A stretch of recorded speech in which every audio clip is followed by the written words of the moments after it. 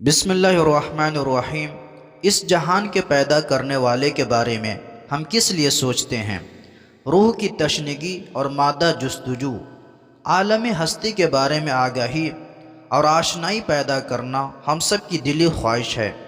ہم سب یہ جاننا چاہتے ہیں کہ یہ بلند و بالا آسمان اپنے ستاروں سمیت، یہ چوڑی چکلی زمین اپنے تمام دل فریب مناظر سمیت، یہ رنگ برنگی مخلوقات، خوبصورت پرندے، سمندر میں مختلف قسم کی مچھلیاں، پھول اور شگوفے، فلک بوس، درختوں کی مختلف اقسام، غرض یہ کہ یہ پوری کائنات خود بخود وجود میں آئی ہے یا کوئی اور توانا ہاتھ قدرت سے معروض وجود میں لایا ہے؟ ان سب سے ہٹ کر سب سے پہلا سوال جو ہمارے ذہن میں پیدا ہوتا ہے وہ یہ ہے کہ ہم کہاں سے آئے، کہاں ہے اور کہاں جائیں گے؟ اگر ہم ان تین سوالوں کا صحیح جواب پا لیں تو یہ ہمارے لیے کس قدر خوش بختی کی بات ہوگی۔ یعنی اگر ہم نے یہ معلوم کر لیا کہ ہماری زندگی کا آغاز کہاں سے ہوا، اس کا انجام کیا ہوگا اور اس وقت ہمارا کیا فریضہ ہے۔ جستجو اور تلاش کا مادہ ہمیں کہتا ہے کہ جب تک ان سوالات کے جواب نہ پالے آرام سے نہ بیٹھے۔ بسا اوقات ایسا ہوتا ہے کہ ٹریفک کے حادثے میں کوئی شخص مجروح اور بے ہوش ہو جاتا ہے، یعنی زخمی ہو جاتا ہے۔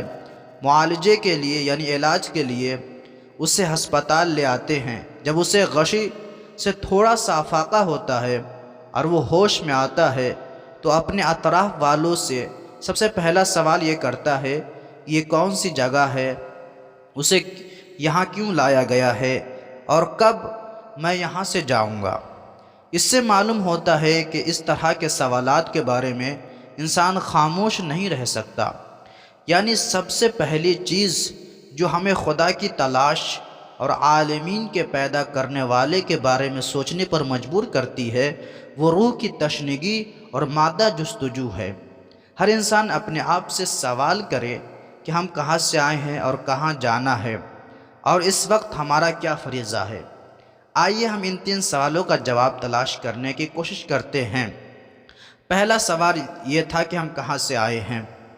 ہم اللہ کے پاس سے آئے، یعنی اللہ نے ہمیں خلق کیا ہے، اللہ نے ہمیں پیدا کیا ہے۔